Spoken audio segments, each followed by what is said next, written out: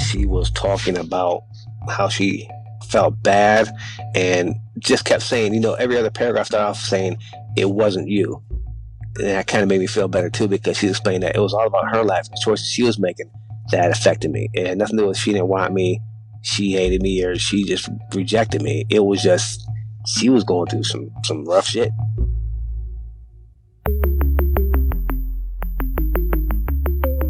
Who am I? Who am I? Who am I? Who am I? Who am I? Who am I? Who am I? This is Who Am I, Really? A podcast about adoptees that have located and connected with their biological family members. I'm Damon Davis, and you're about to hear Larry's story. He called me from Grand Rapids, Michigan. Larry talks about his life as a transracial adoptee in a predominantly white community where many white parents adopted black children. In a desperate search for role models, he latched on to some undesirable stereotypes of what a black man should be, including stories he heard about his birth father. After a near-death experience in the streets, Larry located his birth mother, who eventually wrote the letter he needed to read to release the pressure he was under. This is Larry's journey. Larry was born in the 1970s in New Jersey. Then he was transferred to Michigan, where he was adopted at 2 weeks old. In the area of Grand Rapids, Michigan, where Larry grew up, there were a lot of families formed through interracial adoptions, where white parents adopted black children. When Larry was brought into their home, his parents were already fostering 3 Native American children whose home had burned down. In their family, Larry also had 1 white adopted brother and 1 black adopted sister, and their family fostered several other children over the years.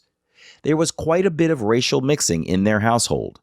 In his high school, which was predominantly white, there were about 10 black kids who were adopted by white families. And we all stayed kind of cool. Half of us went crazy, half of us, made it. Like, my parents used to live in Byron Center, which is outside Grand Rapids. It's a really, really white area.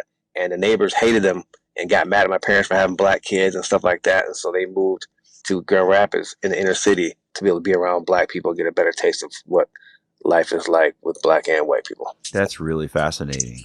You grew up, it sounds like, in a predominantly white community, but in that community was a pocket of parents who had adopted black children. Yep.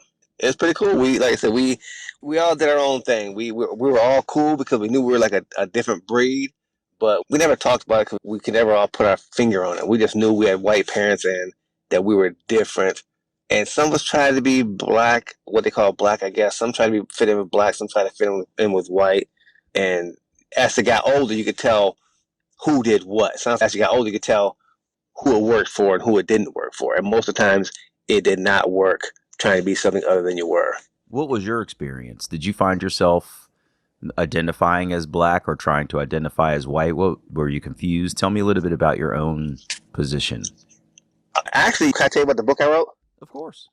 Okay, so the title of my book is called White, Confused, Black, and Christian, the Autobiography of Larry Ife. I'm saying it because you just mentioned all 3 of those words. You mentioned black and white and confused. So the first years of my life, I call my white life. That's growing up in high school. I wore polo shirts and I made sure I used the word like before every sentence. I wanted to dress as white as possible. I wanted to sound as white as possible. The black kids that went to my high school, the couple that went there, I didn't really talk to them much. I knew nothing about black people, really, except for what I saw on TV. And I was content with that because I grew up around the time when, Eazy-E came out, fuck the police and all that stuff like that. And it's just gangster rap. And I thought that that's what black men were like. I thought they were gangsters, drug dealers, always wore sweatsuits and sneakers. I'm like, why are they always wearing sneakers? Why can't they wear, I wore dock size, why can't they wear dock size or loafers or just why they have to do the wild stuff? And I didn't, so I didn't really know about black people till I got out of high school. So that's my white life, but I didn't really fit in there. And that's what led to my what I call my confused life. Because I didn't want to be white. I couldn't be white. I didn't fit in with white. And when I did, the more I tried to fit in with white, they rejected me more. And that led to my confused life. And at that point, I said, I'm not white. Let me try this black thing. And so I started getting into selling drugs and gunplay, and I didn't care about going to jail. I went to jail, like I said, probably 15, maybe 20 times. Just like I said, for little stuff like threatening somebody or stolen cars or child support. But I didn't care because I was like, this is part of being a black man. And especially when I had to go to prison for, I caught a gun case. When I had to go to prison for that, I was actually excited because I'm like, okay, I'm a black man now. I got my, I got my card stamped. And all that led to, a bunch of chaos. During that time, I had multiple kids by different women, and it's just a crazy lifestyle. I got hooked on cocaine and porn addiction and cocaine addiction and with strippers and a bunch of wildness, but I didn't really care during that stage. I thought I was just being black. I could run the streets with the best of them, and I was happy. And then my last, that was my black stage. I call it my black life, and that circled me back to my Christian life. I grew up in a Christian church, Christian home. We went to church every Sunday twice. Then we went to church on Wednesdays for cadets. And so I went to Christian high schools, Christian schools. The last stage of my life that I'm in now currently is, I call it my Christian life, because I got back into the Bible, not church. I got back into the Bible. And that's what got me out of the black and white thing. I didn't care. Like right now, I don't really care too much about black and white. I'll stand up for any black cause or any white cause or whatever, because I view myself as being a spiritual being first, and then it kind of beautifies my differences, our differences in skin colors and cultures and everything else. But my spiritual being is what kind of got me to not even care about black and white at this stage of the game. Mm-hmm. Yeah, this is fascinating to hear. I grew up in the same era that you did in a different way. My community in Columbia, Maryland was intentionally racially and socioeconomically mixed. And so we definitely had our sets of sort of interesting integrations.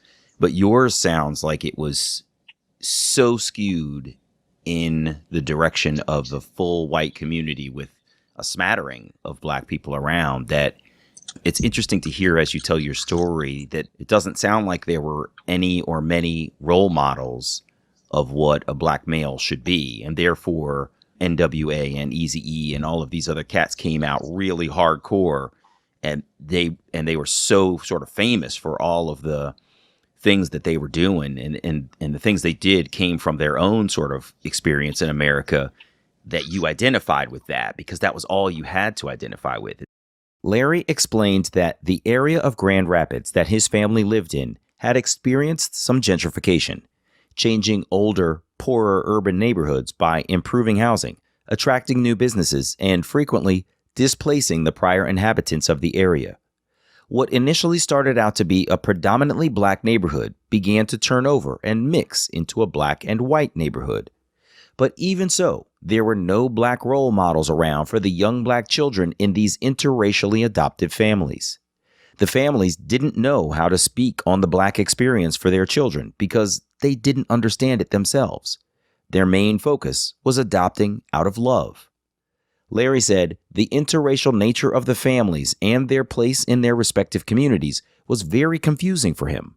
He gave an example of one young man whose white parents took the time to explain black history and culture to him, and he went on to identify as black, building a black family and living in a mostly black community. But not everyone was able to find their identity in the same way. We had just a big mix, and we never, like I said, I never looked at race when I was younger. I never looked at skin color. I just knew that it, like I say, if it's white, it's right. That's all I knew growing up. And so you feel like an alien, kind of. You feel like a lion in sheep's clothes. It's just like, let me free. You just want to break free, but you didn't know how or what that looked like. That's really interesting. And one of the things that I've sometimes thought about with regard to adoption is the idea that in some instances there's a mixed family, and when you're adopted in a mixed family, sometimes the premise is if everybody's different, then nobody's different. Right? Yeah. However, I feel like sometimes that can also be the reverse, that nobody's the same, and therefore everybody feels really different, right?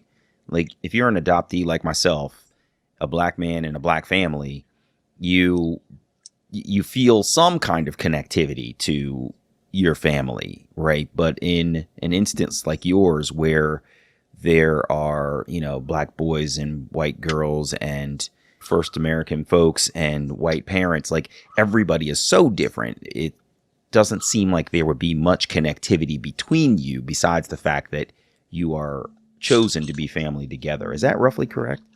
That's yeah, man. Yeah, you're good. That's literally how it was. I mean, I have older sisters who are like, man, we remember we had so much fun with you growing up, and I'm like, I don't remember any of that. And they're like, we were really close, and I'm like, nah, I don't.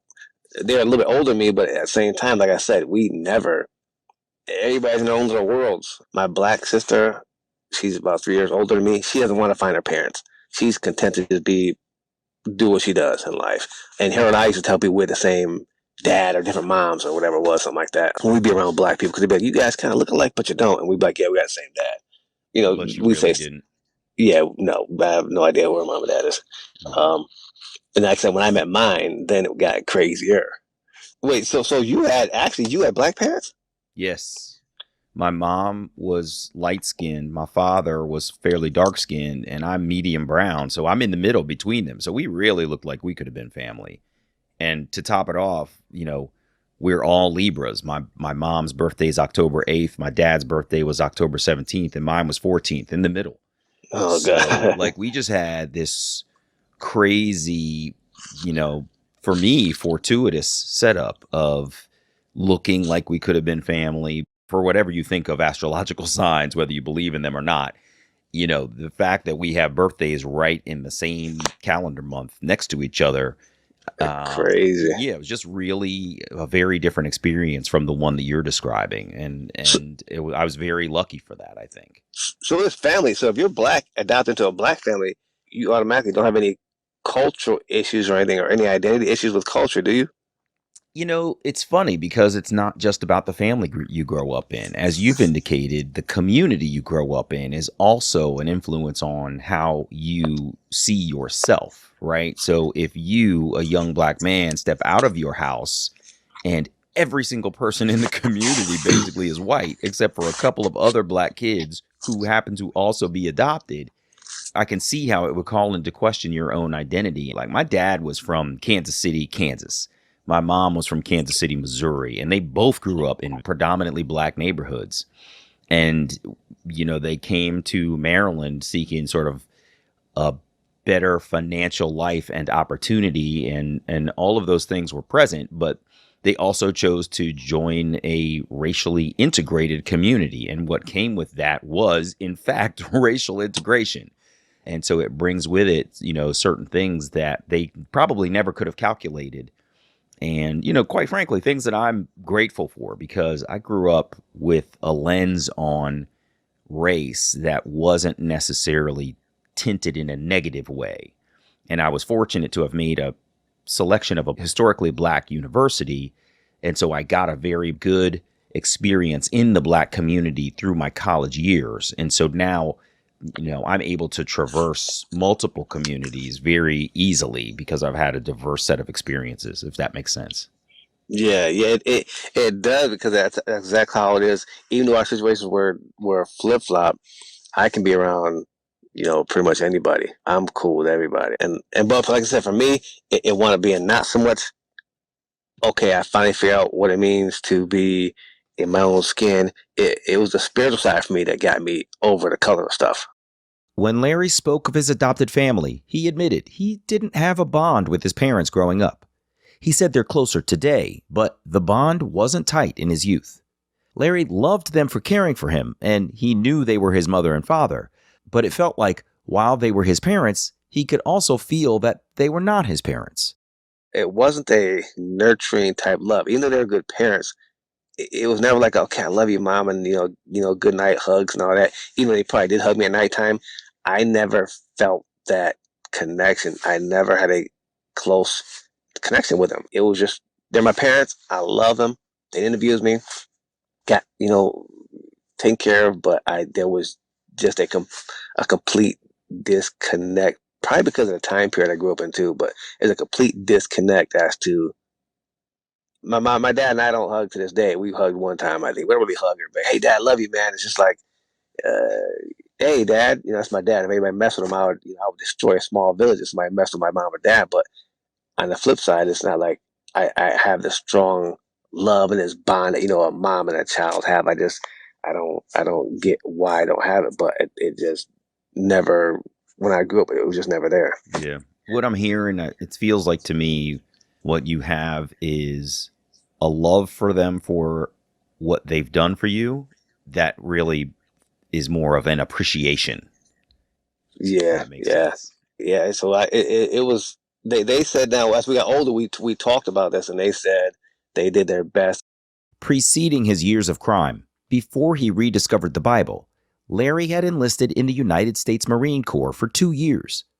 Coming from his home in a Dutch white Christian nonviolent community, a home where his parents never cursed, the Marines were a confusing, eye-opening experience.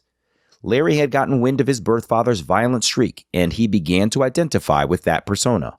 The aggressive, harsh environment of boot camp was a whole new world of profanity and fighting, and his first exposure to men of color outside of Grand Rapids. When Larry got out of the Marines, he was a different man than he was when he went in. I had a son. I found out a son, and so I lived with her, and that's when I started getting into, guns, and I had a fascination with violence. And part of it was because I started asking questions about my biological dad, and I guess he's a big guy. I'm only like 5'10", 200 pounds. I'm solid, but he was like 6'3", 6'4". He used to get in fights with the police, and he's a kind of a violent dude, I guess. And so I clutched on to trying to be like him and have my own black experience. So I became the person that, somebody in the family, I remember my little nephew said somebody's messed with him one time in Detroit. So I rolled up on the scene, and I had the, it wasn't an AK-47, I think AR-15. And I came up on the scene just broad daylight, like, okay, I'm not here for games. All y'all, just go home, leave alone, it's done. I was that dude. I was the dude that would walk in the house and have my sunglasses on or whatever. And I heard you mess with my niece, so this is what's going to happen. You're going to pack your shit and get out of the house. Or we can go at it right now. Gunplay, fighting, what you want to do. And I started getting to that kind of mentality where I could just didn't care. And I was getting pretty ruthless. And so I had people that would call me to do those kind of jobs like that. A guy I used to buy my cocaine from, my nickname was Hitman. So he'd be, hey, Hitman, got a job for you. So I would go do something to somebody. And at first I would get money, but then I started getting hooked on it. So now I'm getting high and doing, violent stuff to get my drugs. And I didn't care. It was just, I didn't care because I was like my dad. I was black, didn't even care. And so it was actually they're fun, but they weren't fun because I would do something to somebody, and I would, get a couple $1,000, and then I would just get high. I'd go to Vegas or go to casinos, or go to, Houston. I have people in Houston. Go down there, I'd get high, go to strip clubs. I'd be, broke in about 3 or 4 days and didn't care. Okay, what's next? What are we doing next? And I liked it. I actually enjoyed it, and I say I enjoyed it, but it gave me what I needed. It gave me the complete flip flop of the white world, and that's all I was looking for in life, was just chasing that black thing. And I had found it until I had a near death experience while I got high one night, and at that point, I began to switch over and started my Christian life. But yeah, the other life was a wild period, and like I said, selling crack and selling coke and get into gunplay led to me get addicted to crack and cocaine, and like the pornography was all with it, with the strippers and stuff. It's just a wild time. I didn't take care of my kids, but it was what I thought I wanted. It was, at least I could say, it was at least a stage that benefited me in the fact that I got to see. You never appreciate being rich until you've been poor. Sometimes you don't appreciate the hot until you've been cold. Mm-hmm. It's one of those things for me, and it kind of helped me get a neutral scene on everything. Yeah, that sounds like a extremely wild time. Really crazy. Can you take me to the near-death experience that was what it sounds like sobering for you? What happened in that moment? So I would usually get high, and then a typical thing was I would go somewhere, maybe do some work for somebody, like really work, like a paint a house or something like that. I would get money, get drugs, get high. And in this situation, I still knew what was going on, but in this situation I was high, and the guy there had a gun, and he had some girl with him at the house, and her and I were kind of she was kind of checking me. I was kind of checking her out. And he was pissed, so he called a couple guys to come over and basically beat my ass. And I'm seeing everything, but I'm high. And so I tell him, hey, I got to run next door right quick. And I was supposed to be painting. I got to check on my paint job. And this is because the two guys came over. And the one guy was like, hey, don't let him out the house. You know, I'm hearing all this. I'm like, oh, shit. So I get out the house. The guy says, okay, we'll come right back. I get out the house. I take off running. And now these guys are trying to find me. And I hid in some bushes. Long story short, I made a run about 5 blocks away. I climbed up a tree in the back of a building. And I had to jump off while I was high. So I was going to take the wires, the street wires, across the street. That's how high it was. And I started going across the street, and my feet fell off the bottom wire. So I'm hanging on the top wires about 40 feet up or whatever. And I just let go. And I smashed my wrist. I smashed all the bones in both my wrists, and my feet were broken and stuff like that.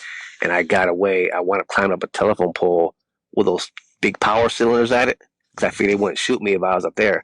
And I'm sitting there like, oh God, this is it. Please save me. I'm done. And I stayed there until some police actually rolled by, and then they had the fire department come get me down, blah, blah, blah. They said I could have died because all the things, the power voltages. And I did get some shocks a little bit. It's little shocks from when I would try to unscrew certain shit to get down. But at that moment, I was like, okay, this is it, because I was in bad shape. I had to have, those Frankenstein boots on both my feet and stuff like that. I'm done chasing. I'm done getting high to escape stuff. I'm done. And God, you came at just the right time. They always say your timing is right. That's it. I'm done. And from that point on, I asked God to take my addiction away. I said, just take this addiction away from me. And he said I could, but if I do, I can't use you to tell a story on how to get through addiction, how to get through, overcome something like crack or cocaine addiction, how to come through porn addiction, how to get through your violent stuff, how to overcome all these black, white things you're dealing with. So I can use you for that stuff, or I can just take it away right now, and you can just, hey, enjoy life like a regular person and enjoy it, live it how you live it. So from that point on, I did still get high several times, but at that point in time, it was more like a lesson. It was like, okay, I got high. The next day, I would be able to kind of sit back and say, okay, what led to this? And so now I help people with my books and stuff like that, the different books I have, and I talk to people openly like, okay, this is what you got to pay attention for. I've been there. I see it. I see the big picture now, and I see the black white stuff. I see the drug addiction stuff. I see things from a different lens now. I see it like I'm like an out of body experience, and I've been through it, and now I'm at a level where I can. It's totally different for me now. I don't want to get high now because for me it was just me trying to fill in certain blanks in my life, and then like I said, it sounds probably all mixed up, but if you don't get your shit straight early with this cultural stuff, the black, white stuff, or the adoption stuff, or find your identity in a culture, the sooner you get there, the better. I can't have somebody black helping me understand what being black is about. I need something different, and that's when I took that spiritual route. So I'm married now. I haven't cheated my wife. I haven't been high. I'm happy. I got a lot of plans that God has for me, and they cross all racial lines. I'm in a better place now. Yeah. Wow. Well, first, let me just say, one, what a crazy, unbelievable story of breaking all your bones and still climbing a telephone pole and end up, coming down from that. That's unbelievable that you survived that. But two, how amazing that you were able to, sort of find God in those moments and have the message be sent to you. Listen, I need you to stay here so you can tell the story. That's really unbelievable. And I'm glad you're here to do that, because it's not a lot of people that make it through the amount of stuff that you did and survive to tell any part of it, let alone survive to tell it and exit that life into positivity. And I think that that's a really powerful thing that you're working on right now. Cool. Thanks. Before those tumultuous years, Larry was in college. At about 21 years old, he decided somewhat randomly to write a letter to the adoption agency back in New Jersey that placed him. Coincidentally, the same day his letter arrived at the agency, a corresponding letter arrived at the agency from his sister. When they linked up, Larry found out a lot about his sister's journey. Hers was a sad existence. She knew both his birth mother and father until the man was killed when she was a kid. And then my mom had to come back from college to take care of this daughter that she thought she had given up for adoption. So they have a whole different relationship. And I just now, it's crazy, it's just about 2 months ago, my biological mom wrote me a letter and explained what she went through and that it wasn't me. The letter she wrote me, it was called It Wasn't You. And she explained what she was going through as a young 16-year-old and then 17-year-old having 2 kids. And now I actually love her. Up to this point, I never really loved her either. I kept it shallow. But she wrote a serious letter about what she was going through. And I can relate because I've been through stupid shit.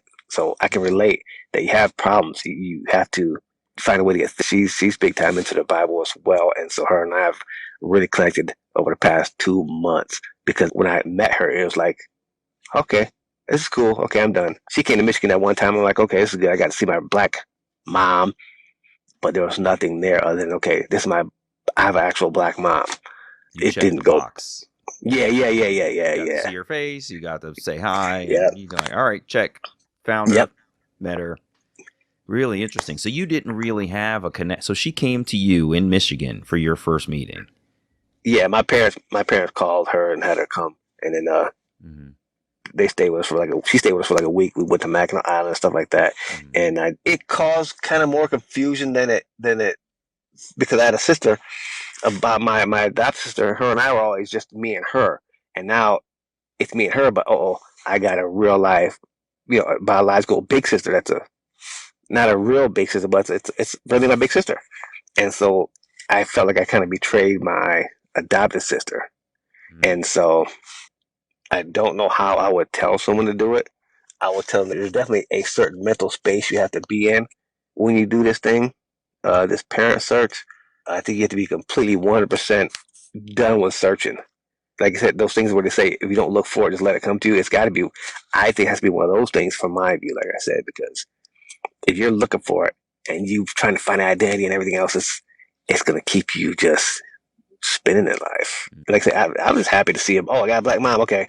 And that was about it for me. So my relationships were all shallow growing up. So I didn't really care. Just got to see her. Larry said it was nice to see his birth mother's face because he has her same eyes, nose, and complexion. But when they met, he was just checking the box on meeting her. Even though he grew up without any mirroring in his adopted family, he just wasn't in a place to connect with his birth mother more deeply. When he wrote that letter to the adoption agency, he didn't actually expect to see her, but there she was. And then now that I see her, it's like at this point, I was so numb to what a mom actually is. She was like another lady to me. She's like a lady. I couldn't say I love you. I couldn't say I respect you.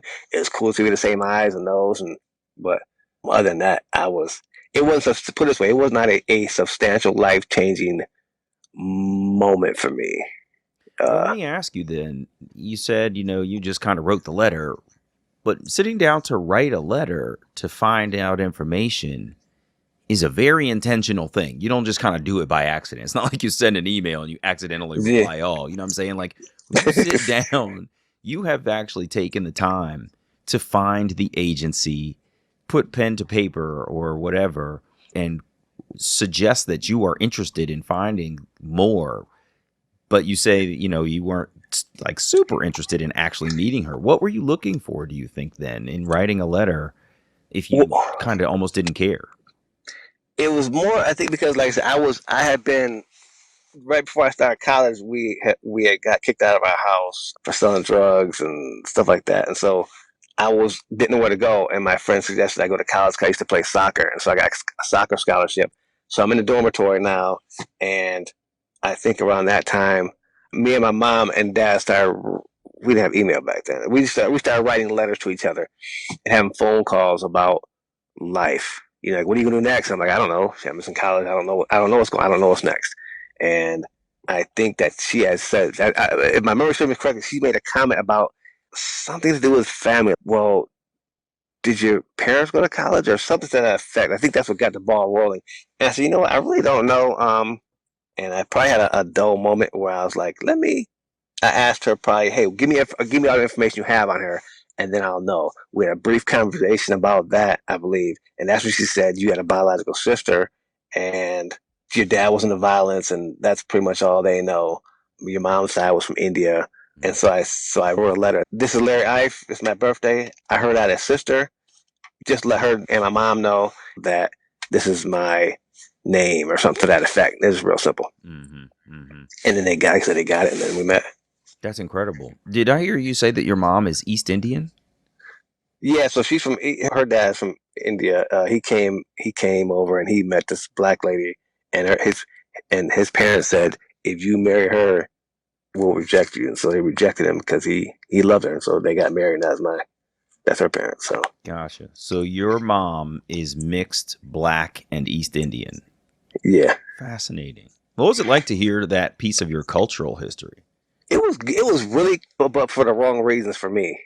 It was really good because I could say I had something in my genes that was not black, because African American is a whole new culture to me that started up right after slavery, because at first we were Africans and then they became African Americans, but it was nothing proud that I knew about being an African American. There was nothing. I wanted to go to black colleges, but I love looking at them on TV, but I was like, oh man.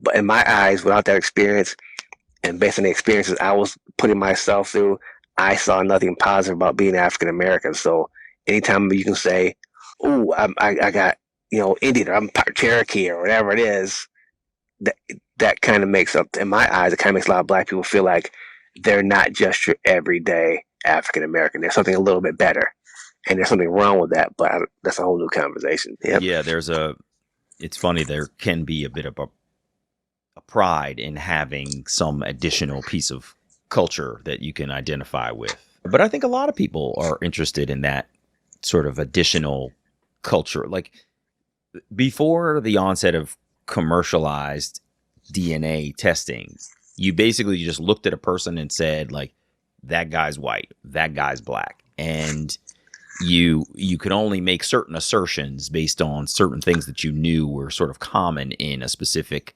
set of people. You might be able to say she might have some Irish in her, right? Like there were things that you could kind of tell. But now I believe that DNA testing has enlightened a lot of people to the fact that we are not just these large buckets of people. You're not just black, just white, and just this other thing. There are lots of nuances to how you got to be the person that you are. It's your Indian father and his black wife, and your mother and her black man that she conceived you with, and you know what I mean. It's just like there's this lineage that follows you that has this cultural mix to it that makes us all super unique, and I think that's really fascinating. Larry admitted meeting his birth mother was a check-the-box kind of moment for him years ago, but more recently, she's written him a letter explaining more of her situation. He had lived a life trying to find himself, becoming hardened by a lifestyle he chose to lead, searching for his identity, while trying to escape elements of his life. Then he rediscovered the Bible and turned his life around. I asked him what she said in her missive and how her words hit him. Man, I cried. I couldn't even finish the letter. She was talking about how scared she was and that she had changed her mind. But once she signed the paper ready for adoption, that was it. And she said that the nurse actually brought me back to her. She heard me crying down the hallway. She knew it was my cry, she said. And the nurse brought me back to her, laid me on her chest, and I stopped crying. When I read that part, I literally started shaking and crying. I asked my wife, I couldn't even finish reading it. I couldn't, just something about that just hit me. And I cried, I was shaking, crying. Just had to lay down. I had to lay down. I had a headache. Just knowing that my mom, I missed out on that connection, where there's something there that I was craving from another human that I didn't have. I couldn't finish the letter, like I said, so my wife let me lay down for about an hour. And then she started reading the letter to me some more. And when she was talking about how she felt bad and just kept saying, every other paragraph started off saying, it wasn't you. And that kind of made me feel better too, because she explained that it was all about her life and the choices she was making that affected me. It had nothing to do with she didn't want me, she hated me, or she just rejected me. It was just she was going through some rough shit and just made decisions that in the end I believe God had a plan for. But she didn't know that. I didn't know that. If I'd have grown up in New Jersey, I'd have been dead by now. And it's just different things, I don't know where it would have been, different group homes, or because she didn't really want kids. And she said this was just her because her dad was an abusive dad. and just a bunch of personal stuff about her. So now she's a person to me. Now she's a person. Now I actually love her. Now it's like our hearts are connected. She felt my heartbeat. I felt hers now. Yeah, it was nice to hear that. It was really good to hear that. It's a nice connection, especially with me going through what I went through and being a horrible dad for my kids. I actually got things better with two of my kids. Once I had read a letter, I called one of my daughters and told her what my mom said and explained to her what I had gone through, and it kind of helped her and I break the ice because she viewed me as a total stranger. She's 27. She said, "I'm glad you made us talk, Dad, because I view you as a stranger. You're a stranger to me." And people always tell me I should say hi to you or hug you, and I don't. It's like hugging a stranger. And so I explained to her that wasn't about you, like my mom told me, and her and I are in a better place now. So That is amazing. You're telling me that your mom sends you this letter that one makes you feel somehow whole or has reconciled bad feelings that you had. And then it led to you taking that even further back to your own kids. That's crazy. Yep. Yeah, because it was such a relief. And I knew, like I said, I know all me and my kids they give me my respect because they know I'm a terror, but they don't give me the dad respect. They don't call me Larry, no shit like that, but they give me a certain respect, but it's like where even my oldest son, he remembers the day I gave him one of my guns. I got him into guns and cocaine addiction. So I'm dad, but I'm there's nothing personal really there. And so once my mom gave me that relief valve, she pulled a relief valve for me. I reached out to him as well, and I tried to pull his relief valve and let him know as best I could that it was had nothing to do with him. And my books, like I said, my books explain. They go into a lot of detail about different aspects too that most people don't talk about, and I love it. It's real. They're therapeutic for me, and they let people in my life know it wasn't you. And my daughter, my one daughter in Detroit, she broke down, was crying. She was like, "You were never there for me." The other daughter I talked to, she said, "You were never there for me, and I wish you were there for me." And this and that, and this and that, and she cried and broke down, and I was able to separate my emotions and say to her, "Listen, had nothing to do with you, baby. And if you look back at it, you really would not have wanted me to have been there around you when you were starting to date boys. You know, I'd have murdered them. You know, I was still out there doing stupid stuff. You'd have hated me. You think it's you have to understand there's a plan for everything. Once you get to that point, you can deal with stuff on a non-emotional level, and that's the level that my mom got me to. When I read that letter, I mean, I was emotional because I cried, but it got me to a relief where I didn't have to deal with the emotional aspect of being adopted anymore. It was a real thing. It's not, oh, you were bad, you weren't there, I was there, you were bad. It was okay. We're humans. Bam. This is really what happened. I can live with that now. Mm-hmm. Wow. It sounds like you had pushed down everything so much, tried to cover it over with, certain misguided attempts at trying to find your identity and stuff, that this letter of explanation just really, like you said, released a pressure valve that just allowed you to open up everything. It's really, really fascinating to hear. Wow. Yeah. May I ask you, you said, your father, your biological father was a wild dude, and you in some ways identified with that piece of him, but you've since changed direction and found guidance in the Bible and things like that. After her letter and she explained sort of who she was and what she was going through, and you had a chance to sort of think things over, how did you think about your biological father in the aftermath? It's different for me with a father because when I got into the Bible, God became my heavenly father, my spiritual father, my heavenly father. So at that point in time, I wasn't really interested in needing that head of the household, that leader, that role model, because I had a new role model. So my view on men and women is completely different. I found what I needed in a mom with that letter she wrote me, and I found what I needed for my dad by getting close and actually personal with God as my heavenly father. So, and she didn't really tell me much about him either because they were just 16 and 17 years old. She knew about him. It's like a hot love affair. Doesn't know too much about him really either. She just said he's built like Mike, that Mike Tyson guy, and he was violent, and she didn't really tell me a lot either. So a lot of stuff I kind of took the ball and ran with it.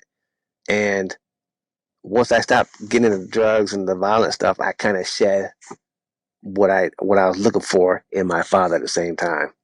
So I never really needed closure with him because all my thoughts about him were negative, negative, negative.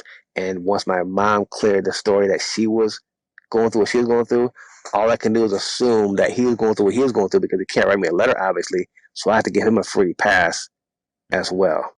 That's interesting because you're right. You have to almost assume some forgiveness from him, for him, give him some and assume that he would wish that things could be better. And that's sometimes the thing that people need to carry forward is to, in the absence of actual information, make the assumption, listen, if this person had their way and perhaps hadn't grown up the way that they had grown up that led them into this place of being, unavailable for me, I have to assume that they would have been, a better person. And you just gotta forgive them for not being that, because you don't know what they went through. Yeah. Yeah. And that's why I'm glad I was able to see this story about you and be able to talk about this and I like doing it. Like I said, it's refreshing. I'm not the only person that was black and that's my whites and tried to be black and white. I'm not the only person, and I want to talk about it. I'm not the only person that smoked crack and watched porno for 3 days straight. You got to talk about it. You got to talk about these things and you just got to talk about it. And that's why I like this format you got here, especially the adoption thing, because you got to talk about it. Some of the guys I grew up with, they killed themselves. One guy killed himself. He was one black kid adopted by white people. He killed himself. A couple of the other guys made sure they married a black woman. So it's good to hear things like what you're doing and stuff. So I'm always game to talk about it. So well, I appreciate it, Larry. I mean, this is, there's folks who want to bury their past and they don't want to talk about it, and they wish that they weren't the way that they were, and they want to hide from what they once were, and it's not really helpful because someone else coming down the path behind them is facing some of the same exact issues, and to hear how you, one, got into that situation, but two, how you got out of it is incredibly valuable. And for those stories not to be told is really kind of a tragedy for the person who needs to hear them so that they can too plan their escape. So I'm really glad that you're here to tell the story. I'm really glad that you're one to open up and share, and I really appreciate you being here with me today, man. Thanks so much. Cool. Thanks for the invite, man. It's very nice. Yeah, absolutely. Good to hear from you, Larry. You take care, man. Thanks for being here. All right, all the best. All right, guy. All right, dude. Take care. Bye. Yeah. Hey, it's me. Larry grew up in a heterogeneous family where his adoption left him searching for himself and positive role models to connect with. At first, he took a low road through his early life, filled with addiction and violence, but he survived those turbulent days to receive the message he needed to hear, that his journey was important to share with others. Thankfully, Larry took the time to reach out to find his biological sister, who connected him to his birth mother. It was admirable that she flew to Michigan to stay with Larry's family to get to know him, but it was more important that she took time to write out her story and her feelings to share with Larry, to remind him it wasn't you. So many adopted people wonder what was wrong with them that led to their relinquishment. His birth mother told him very directly that it wasn't him, and that was what Larry needed to know to move forward in strength and positivity towards his own children. I'm Damon Davis, and I hope you found something in Larry's journey that inspired you, validates your feelings about wanting to search, or motivates you to have the strength along your journey to learn. Who am I, really? If you would like to share your adoption journey and your attempt to connect with your biological family, please visit whoamireally.podcast.com/share. You can follow the show at facebook.com/WAIReally. If the show is meaningful to you, you can support me with a contribution to keep it going on patreon.com/WAIReally. Please subscribe to Who Am I Really on Apple Podcasts, Google Play, or wherever you get your podcasts. It would mean so much to me if you took a moment to leave a 5-star rating there. Those ratings can help others to find the podcast too. And you can check out the story of my adoption journey, Who Am I Really? An Adoptee Memoir, on Amazon.com. I hope you'll add my story to your reading list.